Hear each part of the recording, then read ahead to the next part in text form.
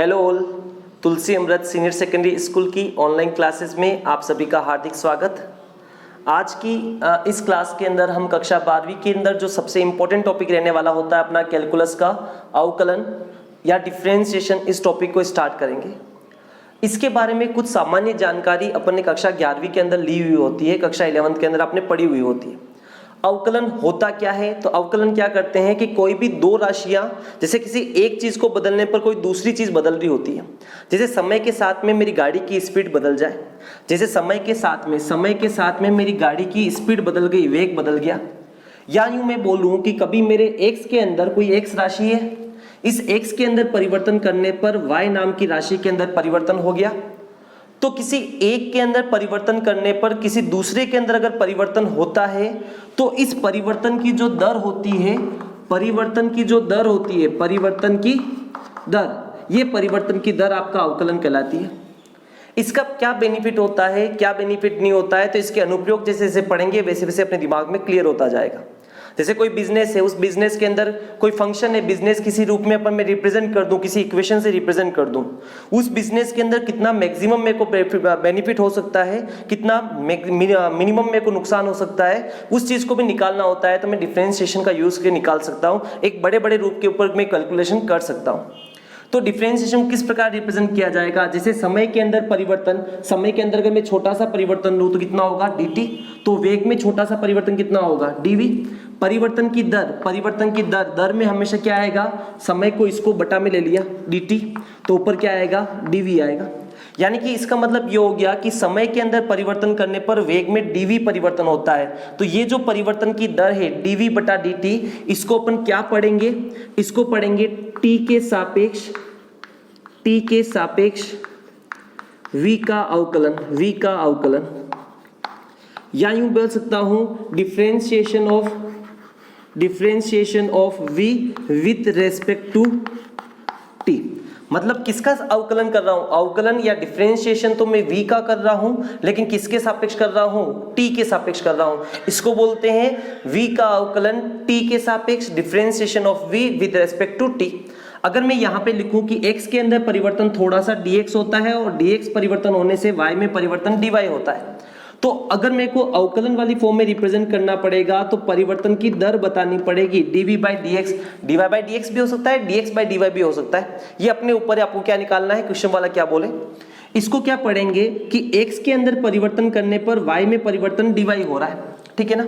तो ये कहलाएगा आपका differentiation of y with respect to x। यानी कि y का अवकलन x के सापेक्ष, किसके सापेक्ष अवकलन हो रहा है? जो नीचे होता है उसके सापेक्ष अवकलन होता है। जिसका अवकलन करना होता है उसको हमेशा ऊपर लिखते हैं, ठीक है। जिसके सापेक्ष अवकलन होता है उसको नीचे लिखते हैं, जिसका अवकलन करना होता है उसको ऊपर लिखते हैं, ठीक है ना। अवकलन के कुछ बेसिक फॉर्मूला है, उन फॉर्मूले को आपको हमेशा लर्न रखना पड़ेगा। फॉर्मूले को जितना अच्छे से याद होगा अवकलन आपके लिए उतना इजी होता जाएगा। तो फॉर्मूले का अपन एक बार वापस रिवीजन करते हैं, आपने 11th के अंदर पढ़ा हुआ है, रिकॉल फॉर्मूले का अपन एक बार वापस करेंगे, ठीक है। डिफरेंशिएशन के जो बेसिक फॉर्मूले आपने 11th में पढ़े थे उनको अगर अपन एक बार रिकॉल करें तो फॉर्मूले क्या होते हैं? d by dx of constant, यानी कि x के सापेक्ष अगर किसी कांस्टेंट का आप अवकलन कर रहे हो तो उसका अवकलन हमेशा कितना होगा? 0 होगा, ठीक है ना। किसी भी कांस्टेंट का अवकलन आपको पता है कितना होता है? 0। अगर अपन किसी d by dx ऑफ कर रहे हैं n into y, n आपका कोई नियतांक है, n आपका कोई कांस्टेंट है और y आपका कोई वेरिएबल है, कोई चर है आपका, तो उस कंडीशन में अवकलन कैसे करते हैं कि जो नियतांक होता है वो नियतांक बाहर चला जाता है, नियतांक यूं का यूं बाहर आ जाएगा। फिर क्या बचेगा? dy by dx, यानी कि नियतांक को बाहर ले लेना है और बाकी बचा हुआ जो वेरिएबल है उसका क्या कर देंगे? अपन अवकलन कर देंगे, ठीक है ना। d by dx ये सबसे इंपॉर्टेंट फॉर्मूला बनता है, ये आपके हर जगह काम आएगा, मैथ्स में भी काम आता है और बार बार फिजिक्स के अंदर भी ये फॉर्मूला आपका काम आता है। d by dx of x की पावर n कितना होता है कि x की पावर n में n आगे चला जाता है और एक पावर कम हो जाती है। जैसे मैं मान लो d by dx ऑफ करूँ किसका? x के सापेक्ष समाकलन करूं x की पावर 6 का, तो कैसे होगा? जो 6 है, 6 क्या बन जाएगा? n, 6 आपका आगे आ जाएगा और एक घात कम हो जाएगी, एक घात कम होगी, कितनी बचेगी? x की पावर 5 हो जाएगी। क्या करना है? घात को आगे लेके जाना है, पावर को आगे लेके जाना है और एक पावर कम कर देनी है, एक पावर अपन कम कर देंगे n-1। D by D x of log E base x है। ध्यान रखना आधार आपका ई है, आधार अगर आपका ए होता है तो फॉर्मूला कुछ चेंज होता है।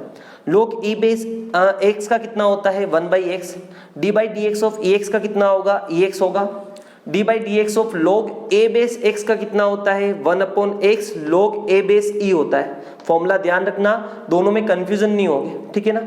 D by D x of A की पावर एक्स, इसको पढ़ेंगे क्या, डिफरेंशिएशन ऑफ ए की power X with respect to X, ठीक है ना।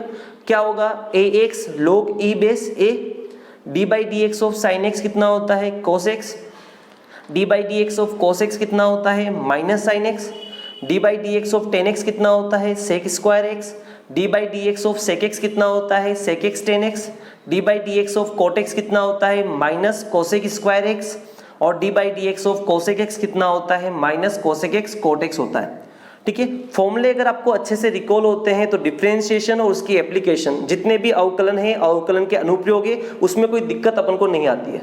तो ये फॉर्मूला है, और कुछ इनवर्स के फॉर्मूला होते हैं और कुछ इसके बेसिक बेसिक रूल होते हैं। तो इनवर्स वाले फॉर्मूले को अपन देख लेते हैं, इनका स्क्रीनशॉट ले लीजिएगा और इसको आप कॉपी के अंदर नोट करके रखें, ठीक है। जैसे जैसे अपने यूज आते जाएंगे वैसे वैसे आपको याद होते जाएंगे, ऐसी कोई दिक्कत की बात होती नहीं है। प्रतिलोम के अंदर भी अपने कुछ फॉर्मूले बनते हैं, जैसे आपको D by D x of करना है साइन इनवर्स एक्स का, यानी कि साइन इनवर्स एक्स का अवकलन करना है आपको एक्स के सापेक्ष। तो इसका फॉर्मूला क्या होगा 1 upon root of 1 minus x square होगा। फॉर्मूला कैसे आएगा वो भी अपन देख लेंगे, 2-3 फॉर्मूले को सोल्व के देख लेंगे कि ये फॉर्मूला कैसे बना होगा। लेकिन आपको हमेशा रिकॉल रखना है, याद रखना है कि d by D x of sine inverse x कितना होता है 1 upon root of 1 minus x square होता है।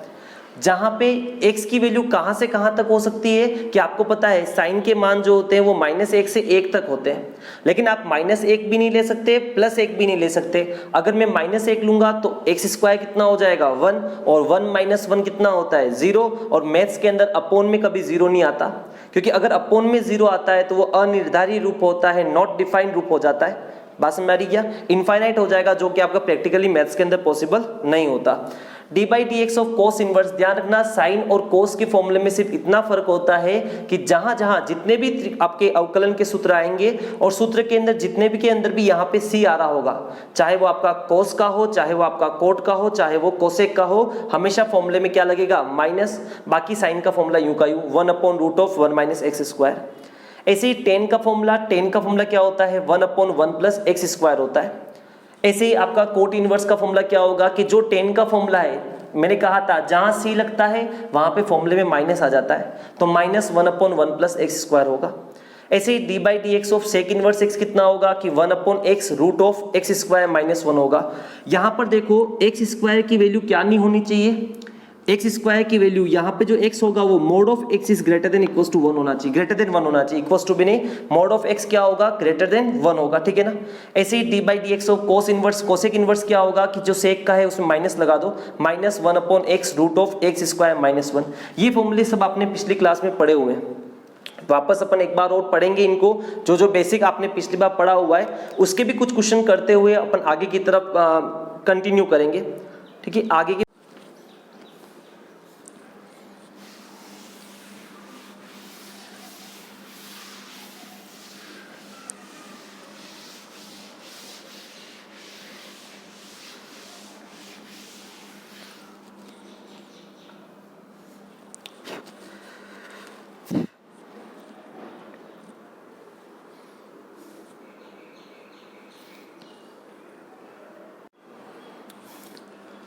कभी कभी क्या होता है कि अवकलन के अंदर अपन को कभी दो फंक्शन जो होते हैं, जैसे मान लिया एक फंक्शन आपका फर्स्ट है और एक फंक्शन आपका कोई सेकंड है, एक फलन कोई फर्स्ट नाम का है, एक फलन कोई सेकंड नाम का है।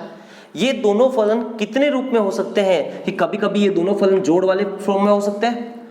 अगर ये दोनों फलन जोड़ वाली फॉर्म के अंदर हो और अपन को बोल दे कि इन दोनों का अवकलन करो, अवकलन करने का मतलब आपको डी बाई डी एक्स लगाना है आगे।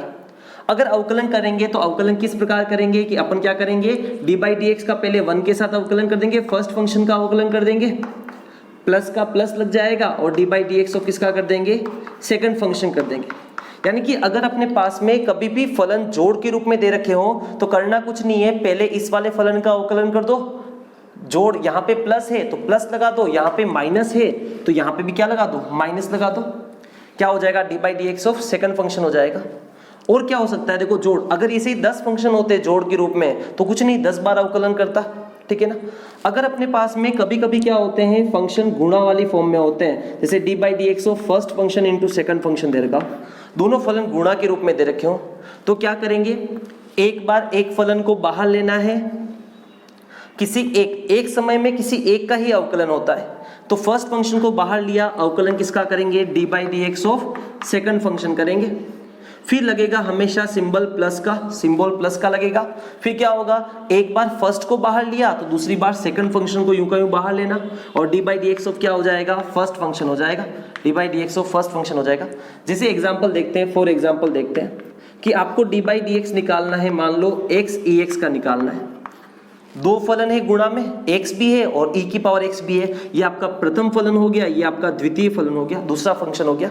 क्या करेंगे, एक बार x को बाहर लेंगे, एक बार x को बाहर लेना है, फर्स्ट फंक्शन को बाहर ले लिया, अवकलन किसका करेंगे, सेकंड फंक्शन का अवकलन करेंगे, e की पावर x का अवकलन करेंगे, फिर क्या करेंगे, प्लस लगाएंगे, फिर क्या करेंगे, जिसको बाहर लिया था उसको अंदर लेंगे, जिसको अंदर लिया था उसको बाहर लेंगे, e की पावर x को बाहर ले लिया और डी बाई डी एक्स किसका हो जाएगा, x का हो जाएगा। बाकी अपन जो भी सॉल्यूशन होगा वो करते रहेंगे। कुल मिला के किसी एक का एक टाइम पे अवकलन करते हैं, बाकी जो बचता है उसको बाहर लेते हैं।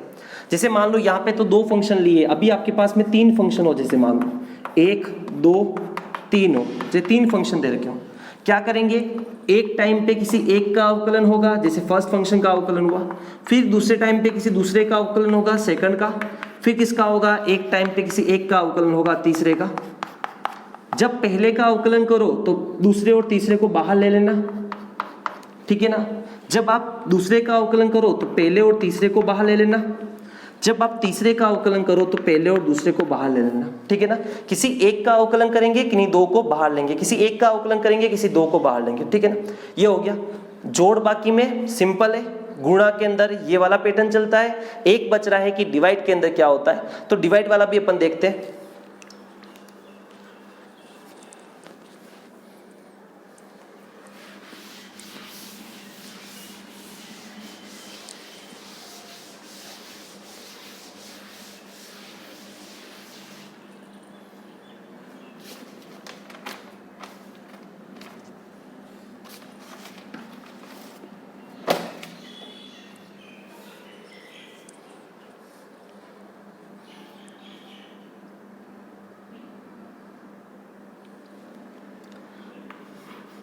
ठीक है, डिवाइड के अंदर अगर मान लो कि अगर आपको कोई दो फलन भाग वाली फॉर्म में दे रखे हो, first function divide by second function दे रखा हो, ऐसा दे रखा हो, और बोले कि ये दोनों फलन जो है वो भाग में है और इसका x के सापेक्ष अवकलन करना है। x के सापेक्ष अवकलन करने का मतलब इसके आगे डी बाई डी एक्स लगाना है। तो इसका फॉर्मूला क्या बनेगा, तो ध्यान रखना, सबसे पहले आदत डालना, जो बटा वाला फॉर्मूला है, बटा के अंदर जो आ रहा है सेकंड फंक्शन, इसका हमेशा सबसे पहले वर्ग करोगे, इसका स्क्वायर सबसे पहले करोगे। तो सेकंड फंक्शन का वर्ग सबसे पहले किया, देखो एक बार सेकंड फंक्शन का वर्ग कर दिया तो सेकंड फंक्शन अब यूं का यूं लिखना है, सेकंड फंक्शन यूं का यूं लिखना है। फिर क्या करेंगे, प्रथम फंक्शन का अवकलन करेंगे, जो फर्स्ट फलन है उसका अवकलन करेंगे, फर्स्ट फंक्शन का अवकलन करेंगे।